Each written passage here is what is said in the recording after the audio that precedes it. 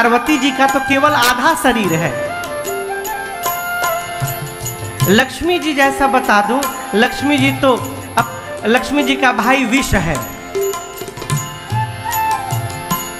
सरस्वती जी हो सकती है, बहुत बोलती है वो, सरस्वती जी भी नहीं हो सकती। कामदेव की पत्नी रति तो बहुत सुंदर है, रति बोल दूं? अरे नहीं नहीं, रति तो पति के वियोग में दिन रात रोती रहती है। कोई उपमा नहीं मिल रहा है। उमा रमा ब्रह्माणी समता न पावे, सियाजू मोरे। उमा रमा ब्रह्माणी समता न पावे, सियाजू मोरे। लाज तरते हो करो, हे किशोरी मोरे। लाज तरते हो करो, हे किशोरी मोरे।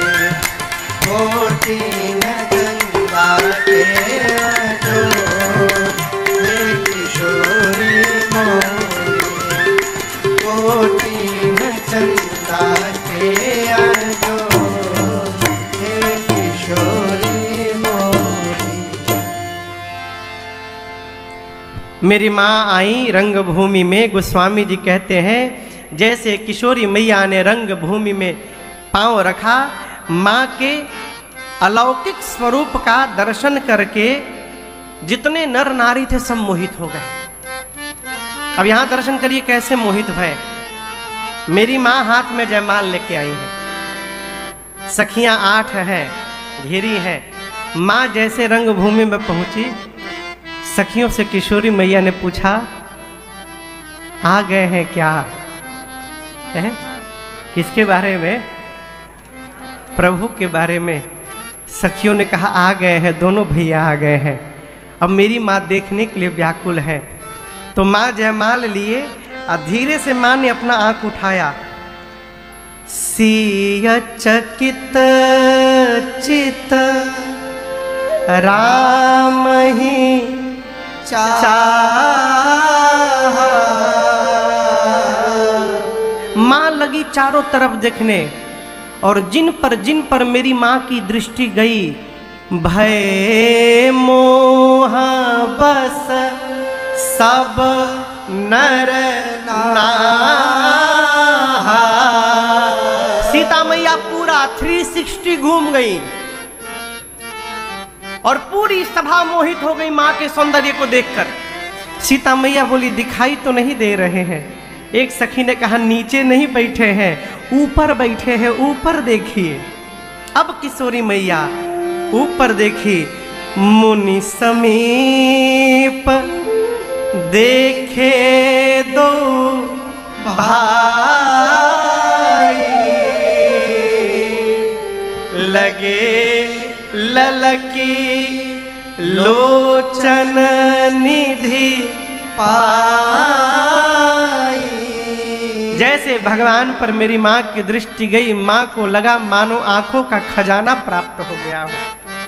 मन ही मन प्रणाम करके जयमाल लेकर अपनी माँ सुनैना जी के पास जाकर किशोरी मैया खड़ी हो गई। अब श्री जनक जी महाराज ने अपने बंदी जनों से कहा कि खड़े हो जाइए सभा के मध्य में, और उपस्थित समस्त राजाओं के सन्मुख मेरा प्रण सुनाया जाए। जनक जी के परम ज्ञानी कहे, परम विद्वान कहे, जो बंदी जन थे सभा के मध्य में खड़े भय और अपने दोनों भुजाओं को ऊपर उठा दिए। बोले दीप दीप से आए आप समस्त राजा महाराजा, ध्यान से सुनिएगा, हम अपने महाराज का प्रण आप सबके सन्मुख रखने जा रहे हैं।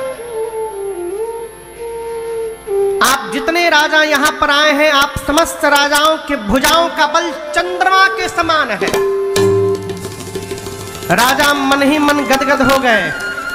बहुत विद्वान बंदी जन है, क्या बात है। हमारे भुजाओं के बल की तुलना चंद्रमा से की जा रही है। बंदी जनों ने कहा प्रसन्न मत होइए, अभी आधी बात आप लोगों ने श्रवण की है, पूरी बात बता रहा हूं। यदि आप सबके भुजाओं का बल चंद्रमा के बराबर है तो आज भगवान शंकर के इस पिनाक को राहु समझिएगा। राहु है ये।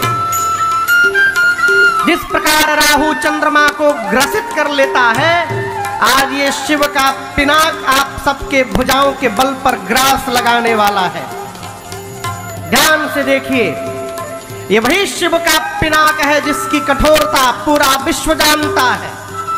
सोई पुरारी को दंड कठोरा। ध्यान से देखिए, ये वही पिनाक है जिसको रावण और बाणासुर ने स्पर्श भी नहीं किया, दूर से देख के चले गए। आज इस राज समाज में उपस्थित आप समस्त राजाओं में से जो भी राजा इस पिनाक की प्रतिंचा को चढ़ाकर इसको तोड़ेगा, त्रैलोक्य में उस राजा की कीर्ति फैलेगी। और हम कहते हैं हमारे महाराज श्री जानकी जी की लाडली श्री किशोरी जी बिना मन में कुछ विचार किए उस वीर को वरण कर लेंगी। यही हमारे महाराज श्री जनक जी की प्रतिज्ञा है। जैसे बंदी जनों ने प्रण सुनाया, एक साथ 150 राजा खड़े हो गए। हम तोड़ेंगे, हम तोड़ेंगे।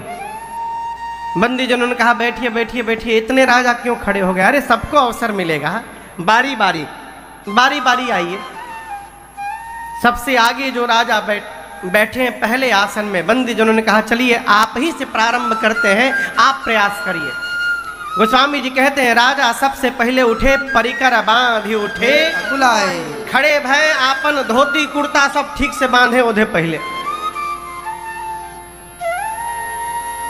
काहे बांधे?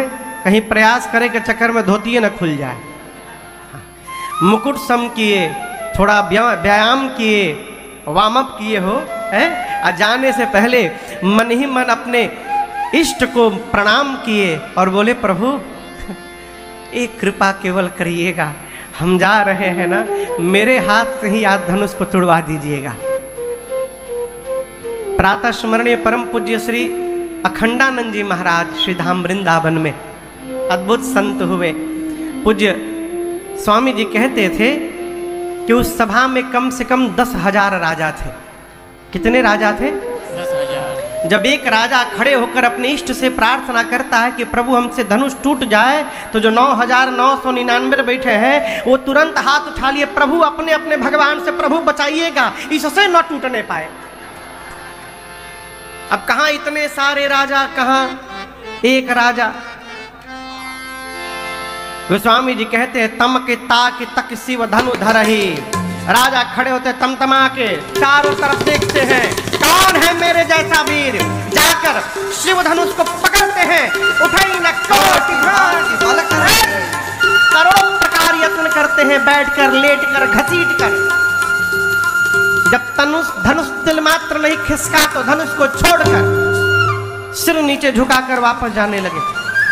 दूसरा राजा चला है, व्यायाम करते हैं, नहीं तोड़ पाए ना, मैं तोड़ के दिखाता हूं। तो जो राजा वापस जा रहे हैं वो राजा अपने मन में सोच रहा जा जा जा जा जा, उठाइब तब बुझाई जा। एक एक करके राजा आते गए हो, किसी राजा ने धनुष को तिल मात्र भी नहीं खिसकाया। एक राजा की जब बारी आई ना, तो राजा खड़े भये और अपने आसन से ही धनुष को देखे, अब मन ही मन धनुष को वहीं से प्रणाम करके बैठ गए। बगल के राजा ने हंसी उड़ाई, कही तुम वीर नहीं हो, कायर हो। बोले कैसे कह दिए? राजा ने कहा तुम तो धनुष तोड़ने गए ही नहीं। उस राजा ने कहा मैं धनुष तोड़ने नहीं आया हूं, जिनका विवाह होने वाला है किशोरी जी, वो भूमि से जन्म ली है, भूमिजा है, हम भूपति कहलाते हैं।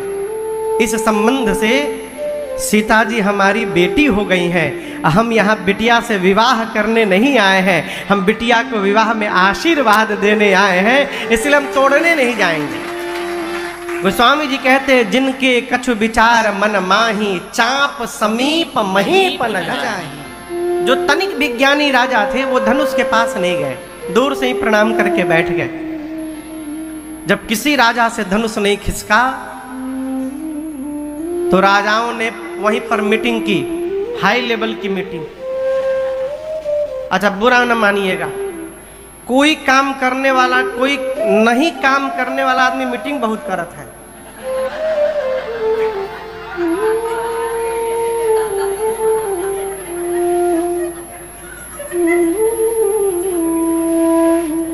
गलत बोल रहा हूं का? इसको कुछ नहीं करना है, मीटिंग। क्या बोलता है?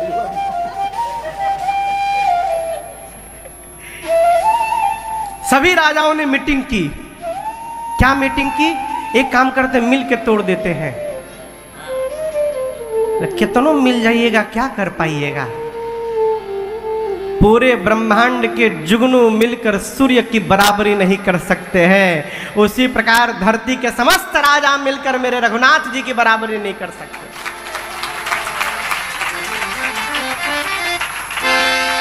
अभी सब लोग मिले थे ना,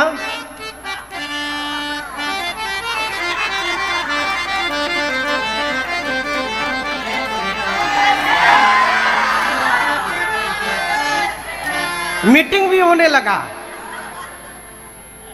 तुरंत मीटिंग भी हुआ।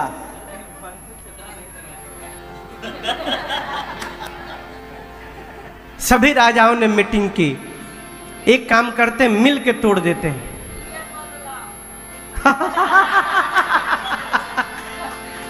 मिल के तोड़ देते हैं। एक राजा ने कहा, एक बात सुनो, मिल के तोड़ देंगे तो बियाहवा केकरा संगे होई? विवाह किसके साथ होगा? एक राजा ने कहा, सुनो पहले टूटने दो, उसके बाद हम देख लेंगे केकर कितना सीट आता, उसके बाद डिसाइड होई। हाँ। राजा बोले ठीक है। एक साथ 10,000 राजा लगे। कितने राजा? बाबा कहते हैं, ए जी भूप सहस दस एक बारा, भूप सहस एक बारा, लगे उठावन तरई न तारा, लगे उठावन तरई न तारा, लगे उठावन तरई न तारा। 10,000 राजा लगे हो, परंतु धनुष अपने स्थान से तिल मात्र भी नहीं खिसका। तपन नृप भय जोग उपहासे। सारे राजा सभी सभाओं के सामने धनुष के हाथों अपनी कीर्ति वीरता गंवा करके अपने अपने आसन पर जाकर सिर नीचे झुका करके बैठ गए। और आपसे बताऊं, जब श्री जनक जी महाराज ने देखा कि कोई राजा धनुष तिलमात्र में नहीं खिसका पाया, जनक जी महाराज को आवेश आ गया। खड़े भये श्री जनक जी और समस्त राजाओं को संबोधित करके कहने लगे, दीप दीप से आए आप समस्त राजा महाराजा। आप में से कोई भी राजा ऐसा नहीं कह सकता है कि मैंने उसको निमंत्रण देकर यहां पर बुलाया है। आप समस्त राजा मेरे प्रण को सुन सुन कर यहां पर आए हैं। आए सुनी सुनी जो पन ठाना। और एक बात कहूं, आप क्या समझ रहे हैं, मैं पहचान नहीं रहा हूं कि यहां कौन कौन आया है? केवल मनुष्य नहीं आए हैं, देवता भी आए हैं वेश बदलकर, दैत्य भी आए हैं, पाताल से नाग भी दिख रहे हैं मुझे, मनुष्य भी है धरती पर के। क्या कह रहे थे, अभी तोड़ देंगे? शर्म करिए, तोड़ना तो दूर, आप में से एक भी राजा ने धनुष को तिल मात्र भी नहीं खिसका पाया है। एक बार मेरी बेटी को देखिए, मेरी बेटियां सुंदर है, ये कीर्ति जीवन में वर्ण करने योग्य है, परंतु मुझे ऐसा लग रहा है कि ब्रह्मा जी ने धरती पर ऐसा किसी को बनाकर भेजा ही नहीं है जो अपने जीवन में इस कीर्ति का वर्ण कर सके। सभी राजाओं से कहता हूं, कान खोलकर सुनिएगा, आज के बाद आप में से कोई भी राजा आज के बाद इस बात का माख नहीं करेगा कि मैं वीर हूं। कोई भी राजा अपने को वीर नहीं बोलेगा आज के बाद। मैं जान गया, मैं जनक जान गया कि धरती वीरों से रिक्त हो गई है। अब क्या करने बैठे हैं यहां पर? विवाह का आस छोड़िए, अपने अपने घर वापस लौटिए। मैं जान गया कि ब्रह्मा ने मेरी बिटिया के भाग्य में विवाह लिखा ही नहीं है।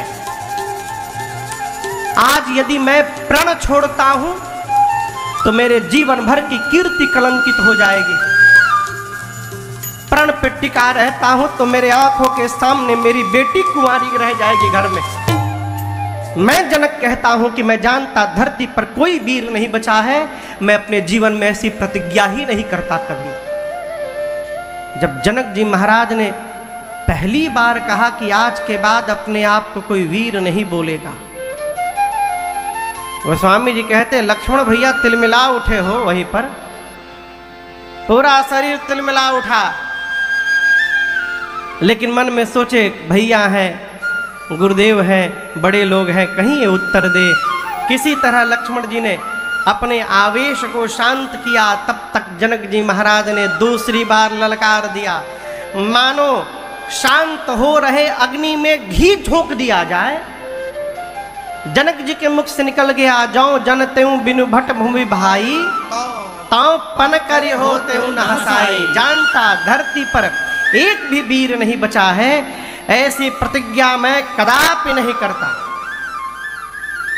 गोस्वामी जी कहते हैं जैसी दूसरी बार श्री जनक जी महाराज ने वीरत्व को ललकारा,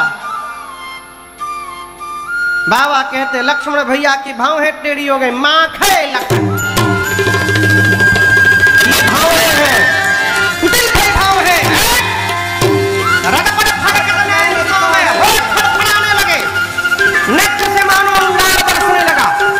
लक्ष्मण जी खड़े भय रघुनाथ जी को प्रणाम करके बोले भैया क्षमा करिएगा। रघुवंश का एक छोटा सा बालक जिस सभा में उपस्थित हो जाए, पूरे ब्रह्मांड में किसी की क्षमता नहीं कि बोल दे धरती पर कोई वीर नहीं बचा। और आप बैठे हैं, आपके रहते जनक ने कह दिया। लक्ष्मण जी गरज उठे, कहे जनक जैसी अनुचित वाणी, कहे जनक जैसी अनुचित वाणी, विद्यमान रघुकुल मणि जानी, विद्यमान रघुकुल मणि जानी। सुनहु भानुकुल पंकज भानु, सुनहु भानुकुल पंकज भानु। कहूँ स्वभाव न कछु अभिमानो, कहूँ स्वभाव न कछु अभिमान। है जो तुम्हारी अनुशासन पावो, जो तुम्हारी अनुशासन पावो। कंदु कयो ब्रह्मांड उठाओ, कंदु कयो ब्रह्मांड उठाओ। काचे घट जिम्मेदारों भोरी, काचे घट जिम्मेदारों भोरी। सकौ मेरु मूलक जिम तोरी, सकौ मेरु मूलक जिम तोरी। तो प्रताप महिमा भगवाना, तो प्रताप महिमा भगवान। गो बापुरो बिना कपुराना, गो बापुरो बिना कपुराना। नाथ जानियस आयस हो, नाथ जानियस आयस हो। कौतुक करो बिलोकिय सो, कौतुक करो बिलोकिय सो। कमल नाल जिम चाप कहावो, कमल नाल जिम चाप कहावो। जो जन सत प्रमाण ले धाम, जो जन सत प्रमाण ले धाम, जो जन सत प्रमाण ले धाम, जो जन सत प्रमाण ले धाम। छत्र कदंड जमी तो प्रताप बलना, जो करो प्रभु पद शपथ, करन हरो धनु भार। लक्ष्मण जी गरजे कहे भैया आपके रहते जनक ने कह दिया धरती पर कोई वीर नहीं है। एक बार आप आज्ञा करिए। बच्चे जिस प्रकार गेंद उछाल देते हैं, मैं पूरा का पूरा ब्रह्मांड हाथ में उछाल दूंगा। बच्चे जिस प्रकार कच्चे घड़े को हाथ से फोड़कर चूर्ण चूर्ण करते हैं, मैं सबके सामने ब्रह्मांड को खंड खंड कर दूंगा। बच्चे जिस प्रकार खेत से मूली लाते हैं, कहिए मैं सुमेर पर्वत को उखाड़ के ले आऊंगा। बरसात में उगे छत्र को बच्चे जैसे पांव से रौंदते हैं, मैं रौंद दूंगा। धनुष को उठाऊंगा, उठाकर 100 योजन तक दौड़ कर दिखाऊंगा। और यदि नहीं कर पाया प्रभु, आपके चरणों की सौगंध लेता हूं, लक्ष्मण आज के बाद जीवन में हाथ में कभी धनुष बाण को धारण नहीं करेगा। लक्ष्मण जी गरजे मिथिला में, पूरी धरती की गति देखिए। लखन सको बचन से बोले, डगमगानी मही गज डोले, डगमगानी मही गज डोले, डगमगानी मही गज डोले। लक्ष्मण जी गरजे, पूरी धरती कांपने लगी, राजाओं का आसन डोलने लगा। लक्ष्मण जी कहते, प्रभु जिस प्रकार बच्चे कमल की नाल को खंड खंड करते हैं, धनुष को कर दूंगा। लक्ष्मण जी की गर्जना देखकर राम जी सीता जी तो प्रसन्न हो गए। श्री जनक जी महाराज मन ही मन बोले, अरे राम अभी छुटके खड़ा हुआ है खाली। पूरी धरती कांपने लगी, बड़का बैठा है। गुरुदेव भगवान विश्वामित्र जी जब लक्ष्मण जी की दहाड़ सुने तो मने मन बोले, बाह चेला का लल कर ले बेरा है। लक्ष्मण जी गरजते गरजते धनुष के पास पहुंच गए, हाथ बढ़ा दिए। हाथ बढ़ाकर राम जी को देख रहे, कह रहे, भैया कहिए तो तोड़ दूं अभी। राम जी मन में सोचे, तोड़ना हमको है, प्लानिंग मेरी है, ये छुटके तैयार है तोड़ने के लिए। विश्वामित्र जी राम जी से बोले, जल्दी बुलाओ, कहीं तोड़ ही मत देवो। हाँ हाँ। लक्ष्मण जी राम जी को देख रहे, कहिए भैया तोड़ दूं। राम जी लक्ष्मण जी को देखे और गोस्वामी जी कहते, आंख के इशारे से का ना ना कम हियर। हाँ। शयन ही रघुपति लखन निवारे, शयन ही रघुपति लखन निवारे, प्रेम समेत निकट बैठारे, प्रेम समेत निकट बैठारे, विश्वामित्र समय शुभ जाने, विश्वामित्र समय शुभ जाने। राम जी ने आंख के इशारे से लक्ष्मण जी को बुलाया। बुलाकर प्रभु ने अब लक्ष्मण भैया को अपने बगल में बिठाया,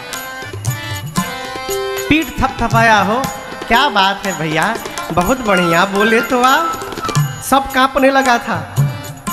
लक्ष्मण जी बोले, अभी तो केवल बोला था भैया, आप इशारा कर देते ना, हम तोड़ के भी दिखा देते। राम जी बोले, हम लोग तोड़ने नहीं आए हैं, हम लोग तो धनुष यज्ञ देखने के लिए आए हैं। हाँ, आपके उपस्थित रहते जनक जी ने कह कैसे दिया कि धरती पर कोई वीर नहीं है। ऐसा उत्तर दिया है भाई आपने जनक जी को ना, कि आज के बाद श्री जनक जी जब भी वीर शब्द सुनेंगे तो आप ही का चेहरा याद आएगा बस। राम जी धीरे से लक्ष्मण भैया के कान में बोले, एक बात बोले, आप जिन पर गरज रहे थे जनक जी पर, वो जनक जी थोड़ी देर बाद हमारे ससुर जी होने वाले हैं। होने वाले हैं कि नहीं है ना? मिथिला वाले कहिए, होने वाले हैं ना? हाँ। लक्ष्मण जी बोले तो? राम जी बोले, अरे ससुर जी होने वाले हैं तो थोड़ा नाम के आगे पीछे श्री जी लगा लेना चाहिए था। श्री जनक जी। आप वैसे गरज रहे थे जैसे 5 साल के लड़का को डांट रहे हो। ऐ जनक। राम जी बोले लक्ष्मण भैया से, भैया विवेकी पुरुष को आवेश में भी उसकी भाषा में रुग्णता नहीं होनी चाहिए। भाषा हमारे संस्कार को बताती है। क्रोध में भी भाषा पर ध्यान रखना चाहिए। विश्वामित्र जी ने विचार किया कि अब समय आ गया है कि अब राम जी को भेजा जाए। राम जी को देखकर विश्वामित्र जी ने आज्ञा दी, उठहु राम भंजहु भव चापा,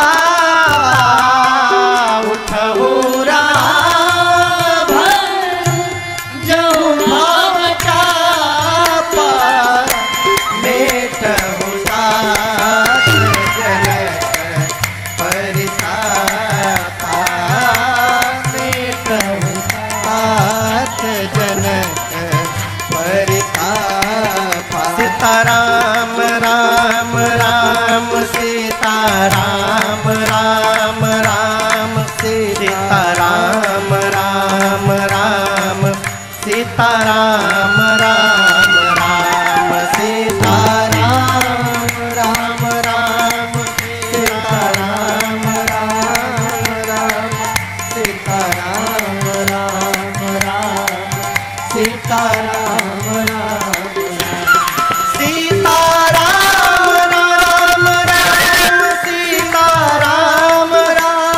राम सीताराम राम राम सीताराम राम राम सीताराम राम राम सीताराम राम सीताराम राम राम सीताराम राम राम सीताराम राम राम सीताराम राम राम सीताराम राम राम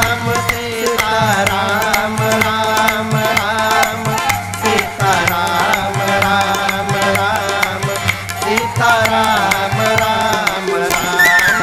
राम राम सीताराम राम राम सीताराम राम राम सीताराम राम राम सीताराम राम राम सीताराम राम राम सीताराम राम राम सीताराम राम राम सीताराम राम राम सीताराम राम राम सीताराम राम राम सीताराम राम राम सीताराम राम गुरुदेव भगवान ने कहा, विश्वामित्र जी ने, उठहु राम। राम जी उठिए और क्या करिए? तोड़िए मत, भंजहु भव चापा। तोड़िए मत, क्या करिए? भंजन करिए। अमेटहु तात जनक परितापा। गुरु जी ने राम जी को दो कार्य करने के लिए कहा, धनुष तोड़ने के लिए नहीं कहा, धनुष का भंजन करने के लिए कहा, और दूसरा जनक जी का परिताप समाप्त करने के लिए कहा। भंजन बुझाता,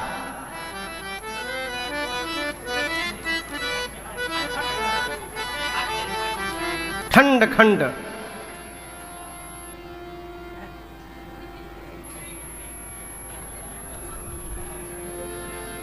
इसको ये तोड़िएगा, हम तोड़ेंगे नहीं बता रहे हैं, तो कितना टुकड़ा होगा? दो। ये हुआ तोड़ना। अब भंजन करने का अर्थ है इतना टुकड़ा करिए चूर चूर तना हो पाई। अब चूर चूर खाती कूचे के पड़ी हो गए।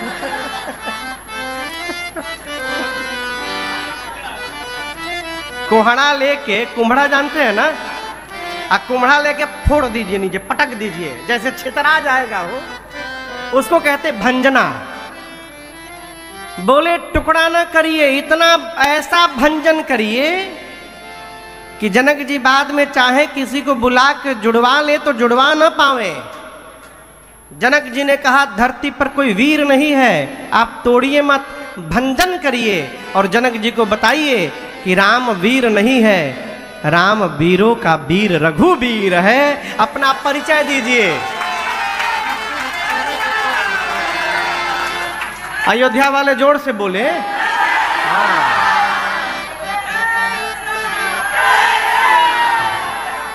ये बारातियों के लिए है। आगे दूसरी बात कहे, मेटहु तात जनक परिताप। जनक जी का परिताप समाप्त करिए। अब यहां दर्शन करिए, श्री जनक जी का परिताप ये नहीं है कि धनुष नहीं टूटा। किशोरी मैया ने उस धनुष को अपने बाएं हाथ से उठाया था और नीचे लेपन किया था भूमि को। जब जनक जी महाराज ने यह दृश्य देखा कि किशोरी जी ने बाएं हाथ से धनुष उठा लिया, उसी समय समझ गए थे कि मेरे घर में शक्ति ने अवतार ले लिया है, ये शक्ति है। और जनक जी ये भी समझ गए थे कि शक्ति यदि आई है तो शक्ति का वर्ण और कोई नहीं कर सकता, शक्ति का वर्ण करने के लिए भगवान ही आएंगे मेरे दरवाजे। जनक जी चाहते थे कि जो धनुष तोड़ेगा वो भगवान होंगे। तो जनक जी के मन में था कि इसी धनुष के बहाने आज मुझे भी भगवान का दर्शन प्राप्त होगा। जनक जी का मन का परिताप ये था कि लगता है मेरे भाग्य में भगवान का दर्शन ही नहीं लिखा है। विश्वामित्र जी ने राम जी से कहा, धनुष को तोड़िए, भंजन करिए और बताइए, अपना परिचय दीजिए, जनक जी के परिताप को समाप्त करिए राम। जैसे गुरुदेव ने कहा, भगवान उठे और गुरु जी को प्रणाम करके राम जी सहज चल पड़े। मिथिला वाले कितने लोग हैं यहां पर? आप उठाइए। दल बदल लिए क्या फिर? कही रहे हो भैया, आप क्लियर करिए आप किधर है।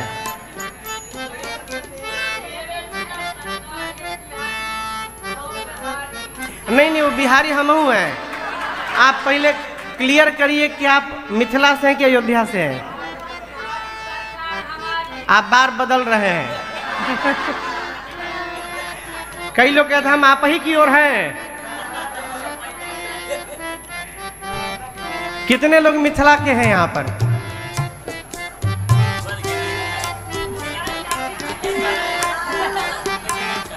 कितने लोग मिथिला के हैं? हाँ, पूरा उठाइए। हाँ ठीक है। जैसे राम जी चले धनुष की ओर, वहां जितने मिथिला के नर नारी बैठे हैं, सारे मिथिला के वासी उसी क्षण अपने अपने पितरों से प्रार्थना करने लगे। हे पितृदेव, हम आज के बाद जीवन में आप लोगों से कुछ नहीं कहेंगे। हमारे जीवन के जितने सत्कर्म हैं, सारे सत्कर्मों का फल ले लीजिए, सब ले लीजिए, सारा पुण्य ले लीजिए। बदले में केवल एक कार्य करिए। बच्चे जिस प्रकार कमल के नाल को खंडित कर देते हैं, आज आप लोग राम जी के हाथों इस धनुष को तुड़वा दीजिए। इसके बाद हम जीवन में दोबारा आपसे कुछ नहीं मांगेंगे। सीता जी की मां सुनैना मैया ने जब राम जी को धनुष की ओर बढ़ते देखा तो मां व्याकुल हो गई। अपनी एक सखी को बुलाकर कहती है, सखी क्या इस सभा में सब खेल देखने वाले लोग बैठे हैं क्या? कोई इस बालक को मना क्यों नहीं करता है? ये धनुष को तोड़ना बालकों का कार्य नहीं है। अरे जिस धनुष को रावण और बाणासुर ने स्पर्श भी नहीं किया, उस धनुष को ये बालक तोड़ेगा। मान सरोवर में रहने वाला हंस आज अपने सिर पर मंदराचल उठाने की ओर जा रहा है और कोई इसको रोक भी नहीं रहा है। उस सखी ने कहा, महारानी क्षमा करिएगा, लेकिन एक बात कहे, जीवन में तेजवंत को छोटा ना समझिएगा। सूर्य का छोटा सा गोला पूरे पृथ्वी के अंधकार को समाप्त कर देता है। कितने भी बड़े देवता क्यों ना हो, एक छोटा सा मंत्र उनको अपने बस में कर लेता है। मटके से घड़े से जन्म लेने वाले अगस्त्य मुनि पूरा का पूरा समुद्र पी करके बैठ गए थे। कामदेव तो पुष्प का बाण चलाते हैं और विश्व पर विजय प्राप्त कर लेते हैं। विशाल मदमस्त हाथी को एक छोटा सा अंकुश अपने बस में करके रखता है। मेरी बात मानिए, आप जिनको छोटा समझ रही हैं, यही आज बड़ा कार्य करके दिखाने वाले इस सभा में, इसलिए विश्वास रखिए केवल है। इधर मेरी किशोरी मैया पार्वती जी से, हे भवानी जी, आपने हमको आशीर्वाद दिया है ना, मेरी प्रार्थना है ये धनुष आपके पति भगवान शिव का है, और धनुष वही तोड़ेगा जिससे भगवान शंकर तुड़वाना चाहेंगे। आप बाबा से कहिए ना कि इनके ही हाथ से धनुष को तुड़वा दे। पति और किसी की बात माने चाहे न माने, पत्नी की बात अवश्य मानता है। आप उनकी अर्धांगिनी है, आप यदि कह देंगी ना तो बाबा इनसे ही तुड़वा देंगे धनुष को।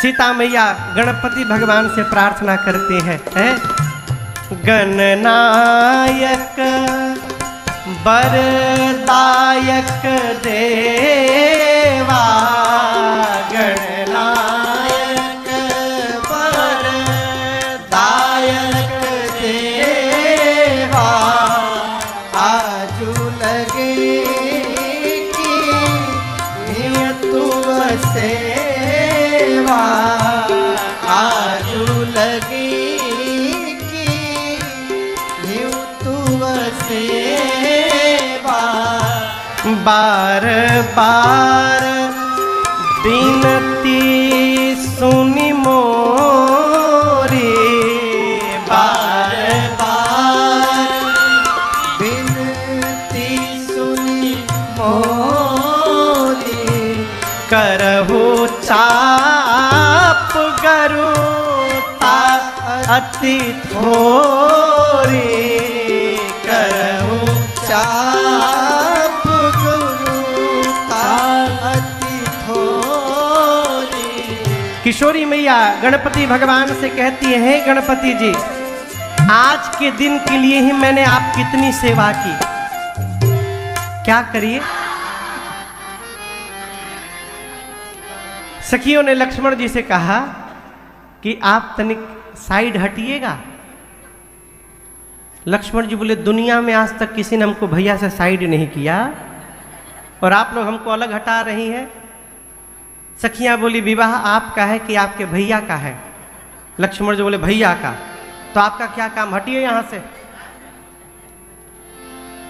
लक्ष्मण जी राम जी से बोले, भैया हमको भगाया जा रहा है यहां से। राम जी बोले, हम ससुराल में आज हम कुछ बोलेंगे नहीं अब हम।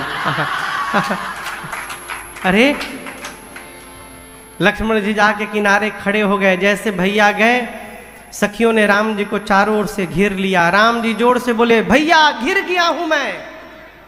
लक्ष्मण जी बोले, क्या बोले थे, कुछ बोलेंगे नहीं? तो आज हम कुछ देखेंगे नहीं। अब झेलिए। सखियां चारों ओर से घेर के भगवान को लगी गरियाने सब। अरे उबटना लगवली इनकर,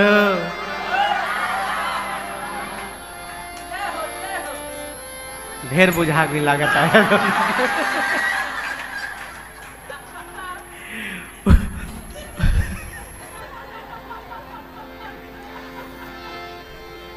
उबटन ना लगवली इनकर, बहिन महतरिया है, कौशल के नाम हसवली, रही गईली फुहरिया है।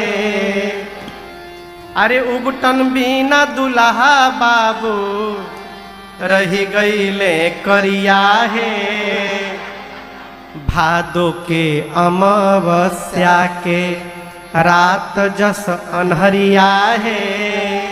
एक सखी बोली, टेंशन लेला के काम नहीं खे, हमारा किशोरी सियाजू जनक के दुलरिया है, दुल्हा के गोर बनई है, बैठते कगरिया है, दुल्हा के गोर बनई है। सखियां लगी गरियाने। अरे दुल्हा के रंग आसमानी, लली के रंग बादामी, दुल्हा के रंग आसमानी, लली के रंग बादामी। अरे दुल्हा के रंग आसमानी, लली के रंग बादामी, दुल्हा के रंग आसमान, ललके रंग बागाने।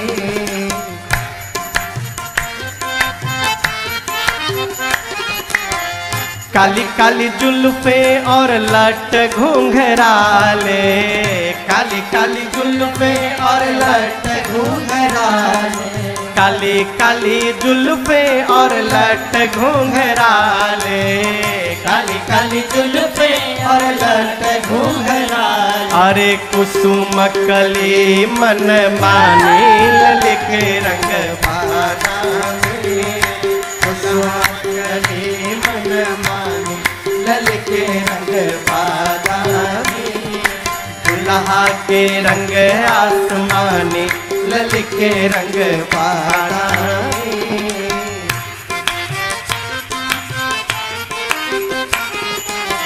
नैन कजरारे अधर अरुणारे, नैन कजरारे अधर अरुणारे, अधर अरुणारे, अधर अरुणारे, अधर अरुणारे, अधर अरुणारे। नैन कजरारे अधर अरुणारे, नैन कजरारे अधर अरुणारे। ऊपर से मधुर मधुर मुस्कानी, ललके रंग बागाने। दुल्हा के रंग आसमानी, ललके रंग बागाने। प्रेम प्रमोद को बादल बरसत, प्रेम प्रमोद को बादल बरसत, बादल बरसत, बादल बरसत, बादल बरसत, बादल बरसत। प्रेम प्रमोद को बादल बरसत, प्रेम प्रमोद को बादल बरसत। अरे सखी प्रेम रंग में रंगानी, ललके रंग बागाने। दुल्हा के रंग आसमानी, ललके रंग बागाने।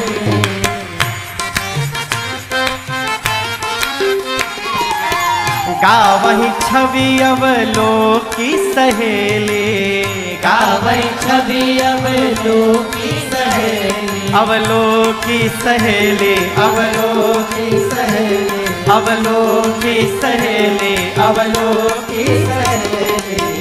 गावही छवि अवलोकी सहेली, गावही छवि अवलोकी सहेली। सिय जयमाल राम उर मेले, सिय जयमाल राम उर मेले। अरे मगन भरी मिथिलानी, ललके रंग बागाने। दुल्हा के रंग आसमानी, ललके रंग बागाने। दुल्हा के रंग आसमानी, ललके रंग बागाने। दुल्हा के रंग आसमानी, ललके रंग बागाने। बोलिए सियावर रामचंद्र भगवान की जय। मेरी माँ ने प्रभु के गले में जयमाल पहनाया। बाबा कहते हैं रघुबर उर जयमाल, देखि देव बर सही सुमना। सकुचे सकल भुवार, जनु बिलो की रवि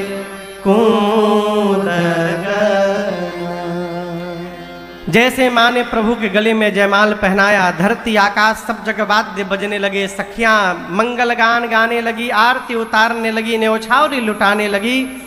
अभी आनंद महोत्सव चल ही रहा था, तब तक परशुराम जी आ गए।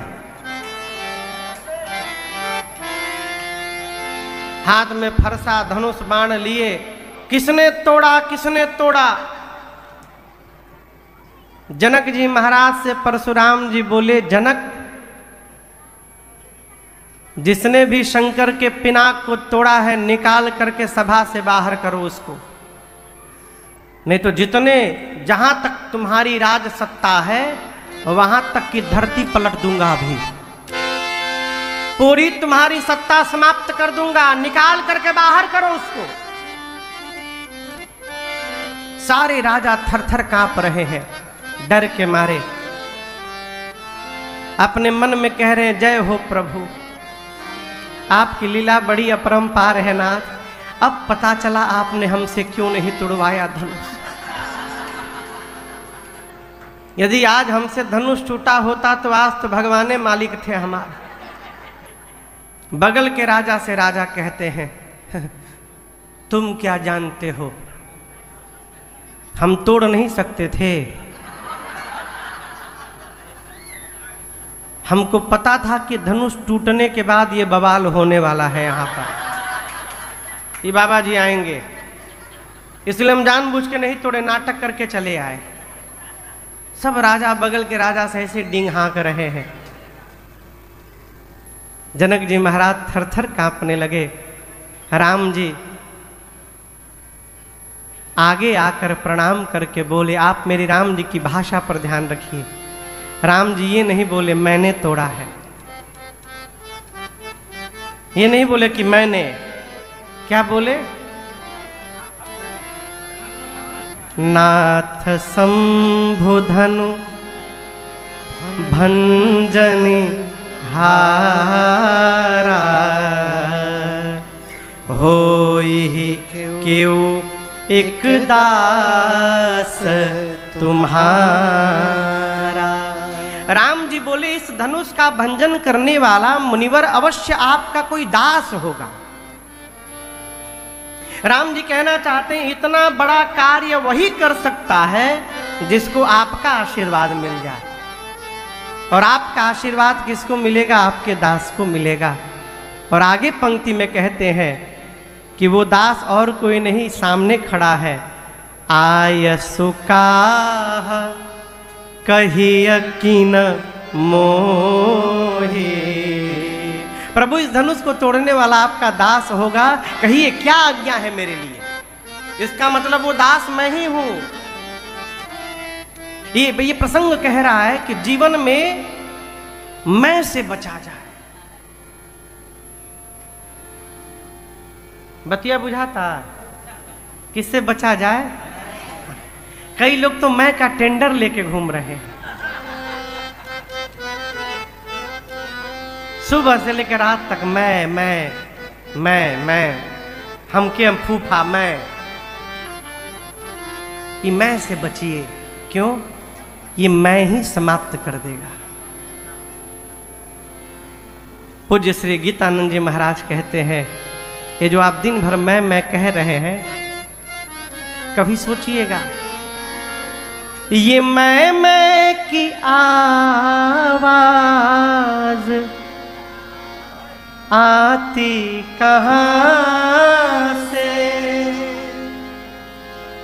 कौन है वहां वाणी ये आती जहां से।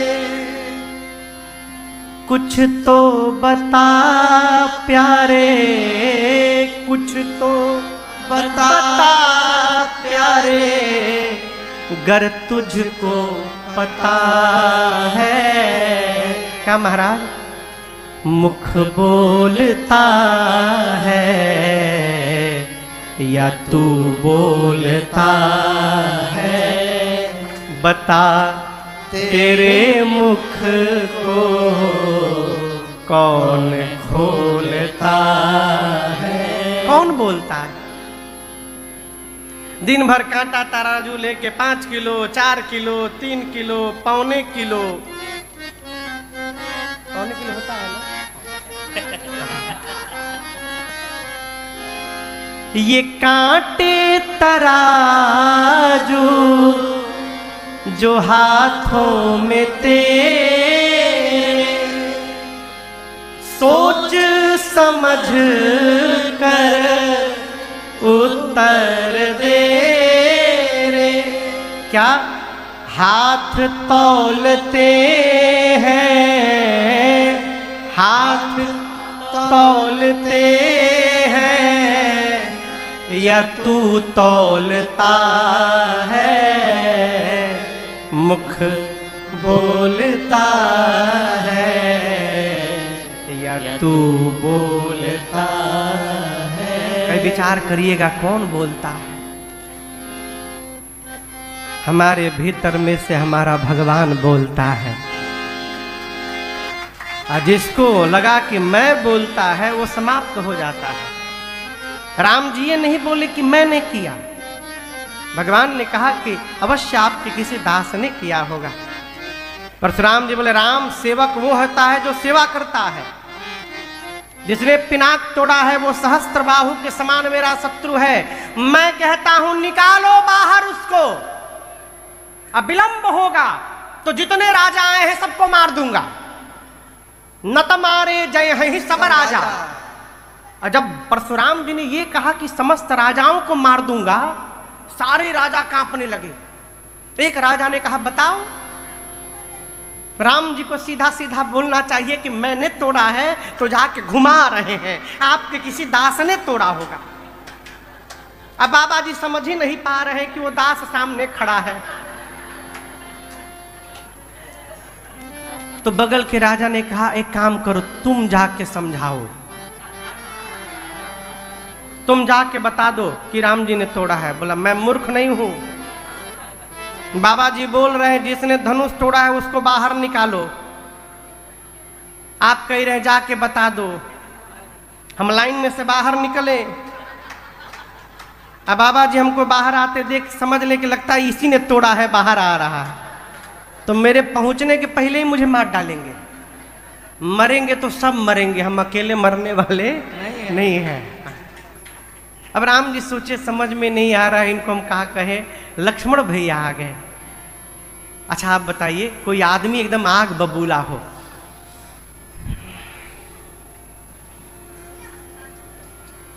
और उसके सामने कोई जाकर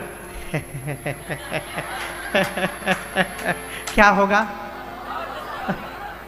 गोस्वामी जी कहते सुनी मुनि बचन लखन मुस्काने। लक्ष्मण जी जाकर मुस्कुराने लगे, मुस्कुरा के कहे कि आप धनुष टूटने पर आए हैं ना, हम बचपन में रोज एक धनु ही तोड़ते थे, आप कभी नहीं आए, इसी धनुष पर इतना प्रेम क्यों है आपका? परशुराम जी बोले रे रे रे रे रे नृपबालक, लगता है तू काल के बस में आ गया है, संभाल करके नहीं बोलता। शिव के पिनाक की तुलना तू एक छोटी सी धनु ही से करता है। लक्ष्मण जी बोले शांत रहिए, धनु ही हो चाहे धनुखा, दोनों का एक ही काम है, बाण चलाना। और आप तब से कही रहे किसने तोड़ा, हम बता रहे हैं किसी ने तोड़ा नहीं है। ऊपर से केवल पॉलिश किया गया था, भीतर से खोखला था। भैया छुए टूट गया, छुवत टूट रघुपति ही न।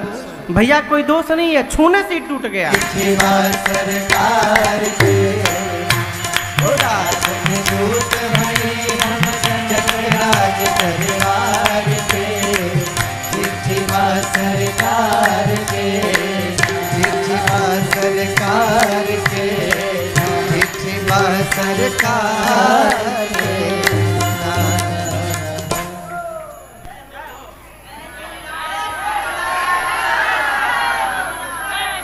क्या बोले दूध? चिट्ठी लिखल बाटे थोड़ा, जल्दी साजी हाथी घोड़ा। चिट्ठी लिखल बाटे थोड़ा, जल्दी बान्ही हाथी घोड़ा। साटा बनहाला न। अरे चिट्ठी लिखल बाटे थोड़ा, जल्दी साजी हाथी घोड़ा। बिनती कर जोरी करत बानी सरकार से, ये चिट्ठी बा सरकार के नाम। दूतों ने पूरा वृत्तांत सुनाया।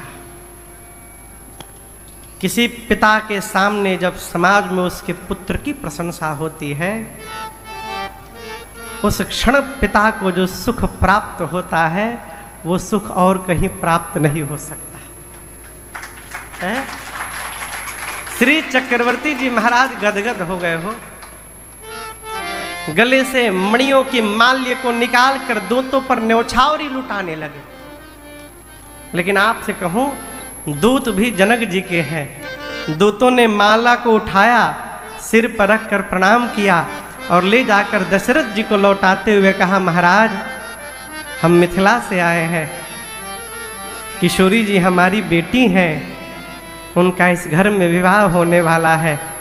हमारे मिथिला में बेटी के घर का पानी भी पीना मना है, इसलिए हम आपसे कुछ ले नहीं सकते। यहाँ पर पूरी अयोध्या की सभा जनक जी की प्रशंसा करती है।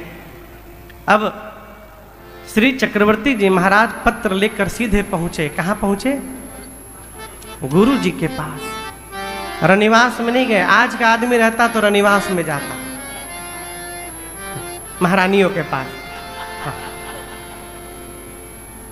हमारे एक चाचा हैं, एक जगह ब्याह सेट करने गए, लड़का के घर में विवाह की बात करने गए, तो पाणे जी लोग थे, वो लोग लड़के वाले। यहाँ कोई पाणे जी हैं? तो बातचीत होने लगी। जैसे चाचा कुछ पूछे तो लड़का के बाबूजी पाणे जी कहे, तिवारी जी 2 मिनट रुकी। वो उठ के जाते थे घर में भीतर, अपनी पत्नी से पूछते थे क्या बोलना है।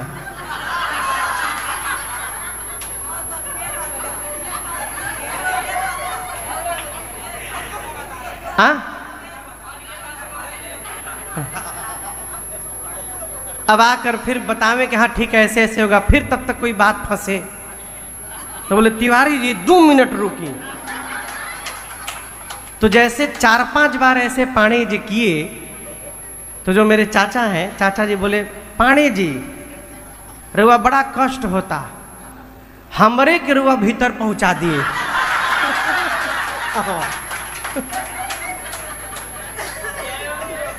डायरेक्ट हम फाइनल कर लेंगे। यहां श्री चक्रवर्ती दशरथ जी महाराज सीधे पहुंचे गुरुदेव भगवान के पास और दूतों को बुलाकर पूरी सूचना सुनवाए। सूचना सुनते श्री गुरुदेव भगवान आनंद में आ गए। बाबा कहते हैं, सुनी बोले गुर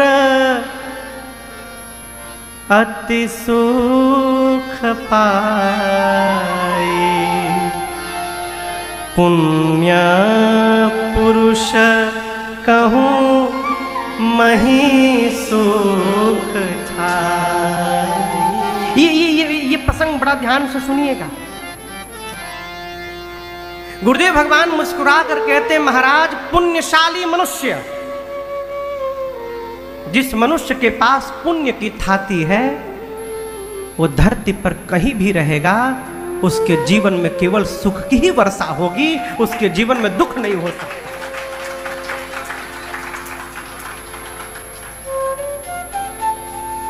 गुरुदेव भगवान कहते, महाराज मैं जानता था कि आपके जीवन में क्षण आने वाला है। गुरुदेव भगवान ने उदाहरण बहुत अच्छा दिया।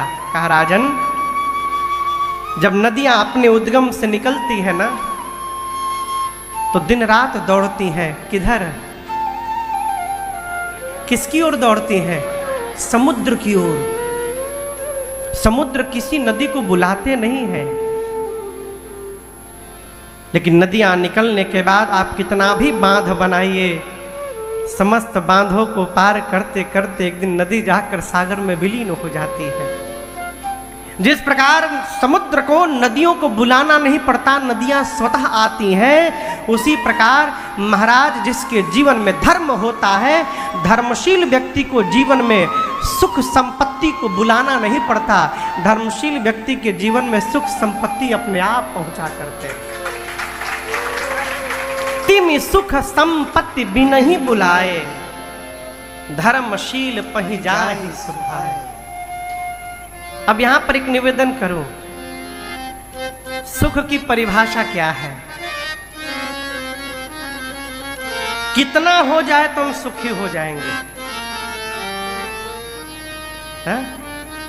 तो समझिएगा, कितना होने से हम सुखी नहीं होंगे, जब ये मान लेंगे कि जो प्राप्त हुआ है इस जीवन के लिए पर्याप्त है, हम सुखी हो जाएंगे।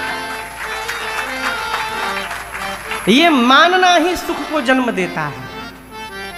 अब ये मानने का अर्थ ये नहीं कि प्रयास न करें। जीवन में वर्तमान में संतुष्ट रहने का स्वभाव बनाइए। कहाँ? वर्तमान में। हमारे दुख का कारण जानते हैं क्या है? जो मिला है वो दिखाई नहीं देता, और जो नहीं मिल सकता उसकी हम कल्पना करके बैठे हुए हैं। ये दुख का कारण है। आज में रहिए, कल को ठीक न करिए, आज को ठीक करिए, क्योंकि कल भी जब आपके जीवन में आएगा तो आज बनकर ही आएगा।